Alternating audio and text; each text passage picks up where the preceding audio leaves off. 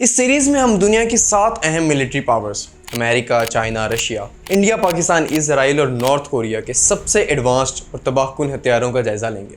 हम देखेंगे कि इनके पास ऐसी क्या टेक्नोलॉजीज़ हैं जो दुनिया में पावर का बैलेंस बनाए रखती हैं। तो चलिए अपनी सीरीज़ का आगाज़ करते हैं मिडिल ईस्ट के उस छोटे से मुल्क से जो साइज़ में तो बहुत छोटा है लेकिन टेक्नोलॉजी और मिलिट्री स्ट्रेटजी में दुनिया की बड़ी बड़ी ताकतों को चैलेंज देता है। हम बात कर रहे हैं इजराइल की।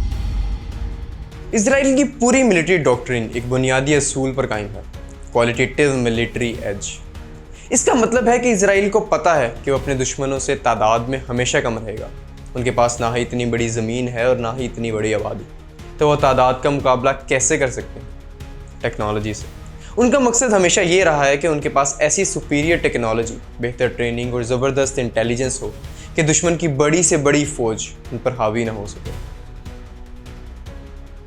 इस मामले में इजराइल ने 2025 में एक इनकलाबी कदम उठाया।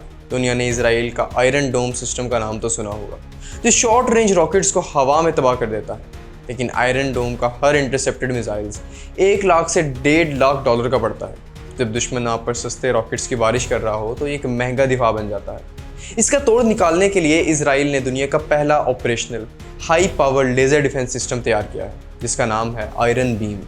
ये सिस्टम रॉकेट्स, मोर्टार्स और ड्रोन्स को तबाह करने के लिए महंगे मिसाइल्स नहीं बल्कि एक हाई एनर्जी लेज़र बीम इस्तेमाल करता है।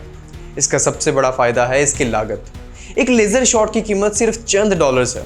सिर्फ जितनी बिजली इस्तेमाल हुई उसी के पैसे लगते हैं। ये टेक्नोलॉजी जंग के पूरे हिसाब किताब को बदल देती है। अब दुश्मन के लिए सस्ते हथियारों से इजराइल को माली नुकसान पहुँचाना बहुत मुश्किल हो गया है। आयरन बीम, आयरन डोम, डेविड स्लिंग और एरो सिस्टम्स के साथ मिलकर इजराइल के multi layered air defence systems को मुकम्मल बनाता है। बेसिकली आयरन डोम खतरनाक शॉर्ट रेंज रॉकेट्स को इंटरसेप्ट करेगा और आयरन बीम सस्ते रॉकेट्स और ड्रोन्स को इंटरसेप्ट करेगा। David sling medium range rockets या क्रूज मिसाइल्स को इंटरसेप्ट करेगा और एरो सिस्टम्स एक्सो एटमॉस्फेयर वाले मिसाइल्स से बचाएगा, मतलब फुल प्रूफ डिफेंस सिस्टम।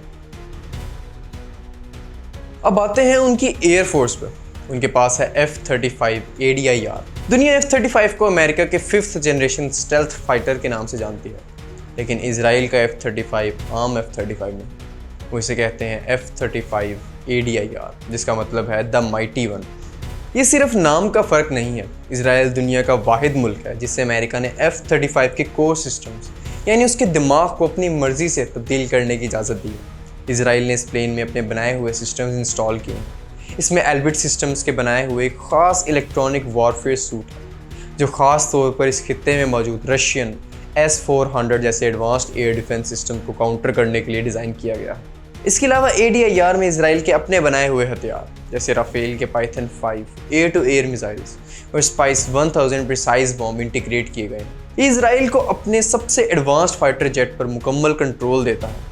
वो किसी और मुल्क के मोहताज नहीं है कि उनके जहाज़ दुश्मन के सामने कैसा परफॉर्म करेंगे। अब आते हैं ज़मीनी फ़ौज की तरफ। इजराइल का मेन बैटल टैंक है मरकवा मार्क 4। दुनिया के बाकी टैंक्स की तरह इसका डिज़ाइन सिर्फ फायर पावर और रफ्तार पर फोकस नहीं करता। मरकवा सीरीज़ की बुनियाद एक चीज़ पर रखी गई है, क्रू की हिफाजत। इसका डिज़ाइन दुनिया के बाकी टैंक से बिल्कुल मुख्तलिफ है। इसका इंजन आगे की तरफ लगता है ताकि दुश्मन का वार सीधा क्रू कंपार्टमेंट तक ना पहुंच सके और इंजन एक एक्स्ट्रा शील्ड का काम दे। लेकिन इसकी सबसे खास बात है इसका एक्टिव प्रोटेक्शन सिस्टम, जिसे ट्रॉफी या विंड ब्रेकर कहते हैं।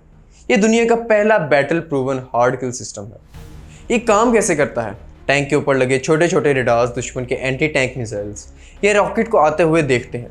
जैसे ही खतरा रेंज में आता है, ट्रॉफी सिस्टम शॉटगन की तरह मेटल के छोटे छोटे टुकड़ों को एक ब्लास्ट की तरह फायर करता है, जो इस मिसाइल को टैंक तक पहुंचने से पहले ही हवा में तबाह कर देते हैं। इस टेक्नोलॉजी ने ज़मीनी जंग में टैंक्स की सर्वाइवेबिलिटी को एक नए लेवल तक पहुंचा दिया है। और अब आखिर में वो हथियार जिसके बारे में इजराइल ना कभी इकरार करता है और ना इनकार, इजराइल के न्यूक्लियर वेपन्स। इजराइल की ऑफिशियल पॉलिसी है न्यूक्लियर एम्बिग्विटी। वो सिर्फ ये कहते हैं कि इजराइल मिडिल ईस्ट में न्यूक्लियर हथियार मुतारिफ करवाने वाला पहला मुल्क नहीं होगा।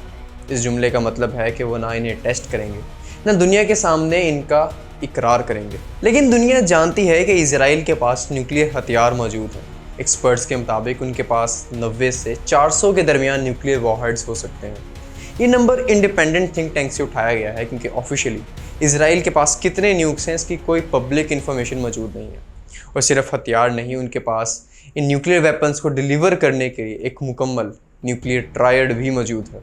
ज़मीन में उनके पास जेरिको सीरीज़ के बैलिस्टिक मिसाइल्स हैं, खासतौर पर जेरिको 3, जिसकी रेंज 4800 से 6500 किलोमीटर तक है और ये पूरे मिडिल ईस्ट और उसके बाहर तक मार सकता है। हवा में उनके पास F-15 और F-16 fighter jets nuclear bomb गिराने की सलाहियत रखते हैं। समंदर में उनकी German made dolphin class submarines को इस तरह मॉडिफाई किया गया है कि वो nuclear tipped cruise missiles launch कर सकती हैं, जो उन्हें एक सेकंड स्ट्राइक कैपेबिलिटी देता है। यानी अगर दुश्मन पहला बार कर भी दे तो इजराइल समुद्र की गहराइयों से जवाबी कार्रवाई कर सकता है।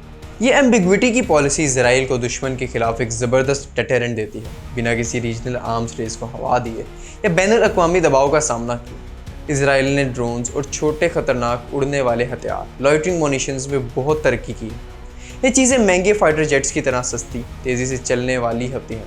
मिसाल के तौर पर हैरप हार्पी, इसे अक्सर केमिकोज ड्रोन भी कहते हैं। ये इधर उधर घूमता रहता है, जब भी सही निशाना मिल जाए तो अपने आप उस पर जाकर पड़ जाता है। जहां आप बड़े एयरक्राफ्ट्स भेजना नहीं चाहते वहां ये भेजा जा सकता है। इन सब चीज़ों का एक फ़ायदा है, एसिमेट्रिक टूल्स हैं, मतलब सस्ती चीज़ों से बड़े नुकसान करना। अगर सामने वाली फ़ौज महंगी चीज़ें रख कर अपना बैलेंस बनाती है तो इजराइल छोटी, सस्ती और तेज़ चीज़ों से उनको परेशान कर सकता है। हैरप जैसे लॉइटरिंग मुनीशंस एक ऐसी एग्जाम्पल है जो कि कम पैसों में बड़ा काम कर सकते हैं। बहुत ही यूज़फुल हैं जब आप जल्दी और छुपके से हमला करना चाहें। ये था इजराइल का मिलिट्री पावर हाउस, टेक्नोलॉजी पर मबनी फ़ौज, जिसका हर हथियार उनकी ज़रूरियात के मुताबिक बनाया या तब्दील किया गया है। ये तो सिर्फ शुरुआत है। अगली वीडियो में हम देखेंगे कि इस टेक्नोलॉजी और स्ट्रेटजी के जवाब में चाइना ने अब तक क्या क्या तरक्की कर ली है। मिलते हैं अगली वीडियो में एक नई कहानी के साथ।